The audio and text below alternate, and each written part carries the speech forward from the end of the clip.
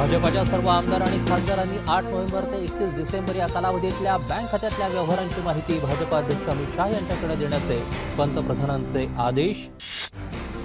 लोकसभेत मांडलेलं आयकर सुधारणा विधेयक काळा पैसा पांढरा करण्यासाठी नाही, तर हा पैसा गरिबांसाठीच्या कल्याणकारी योजनांमध्ये वापरण्यासाठी आहे, पंतप्रधानांनी केलं स्पष्ट।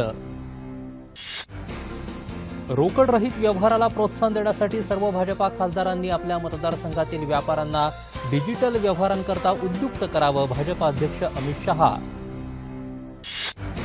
विरोधकांच्या गदारोळामुळे संसदेच्या दोन्ही सभागृहांच्या कामकाजात आजही वारंवार व्यत्यय।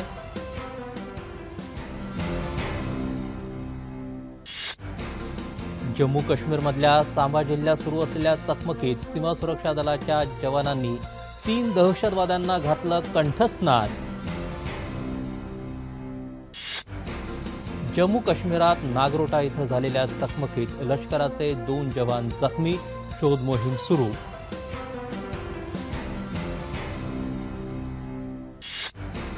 बँकांमधून पैसे काढण्याचे निर्बंध, रिझर्व्ह बँकेनं आजपासून काही प्रमाणात केले शिथिल।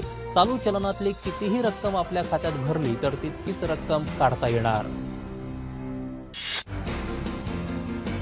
राज्यात 25 जिल्ह्यांमधल्या 147 नगर परिषदा आणि 17 नगरपंचायतीच्या निवडणुकीत भाजपाला मिळाली आघाडी, तर शिवसेना दुसऱ्या स्थानी। राज्यात स्थानिक स्वराज्य संस्थांच्या निवडणुकीत भाजपाला मिळालेल्या यशाबद्दल पंतप्रधानांनी केलं कार्यकर्त्यांचं अभिनंदन।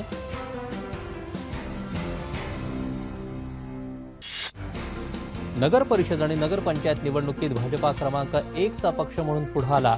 हा जनतेनं विमुद्रीकरणाच्या निर्णयाला दिलेला पाठिंबाच, मुख्यमंत्री।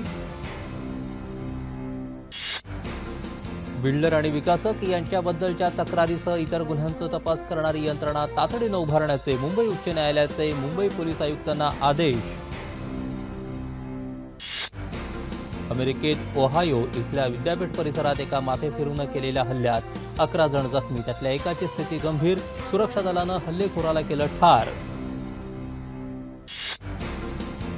क्युबाचे माजी राष्ट्राध्यक्ष दिवंगत फिडेल कॅस्ट्रो यांना आदरांजली वाहण्यासाठी केंद्रीय गृहमंत्री राजनाथ सिंह हवानासाठी रवाना। ब्राझीलमधल्या स्थानिक फुटबॉलपटूंना घेऊन जाणारं विमान मेडलिन आंतरराष्ट्रीय विमानतळ हद्दीत कोसळलं, विमानात होते 81 प्रवासी। मोहाली क्रिकेट कसोटीत इंग्लंडचा दुसरा डाव 236 वर आटोपला, भारतापुढे 103 धावांचं माफक आव्हान, भारतीय संघ विजयपथाकडे अग्रेसर।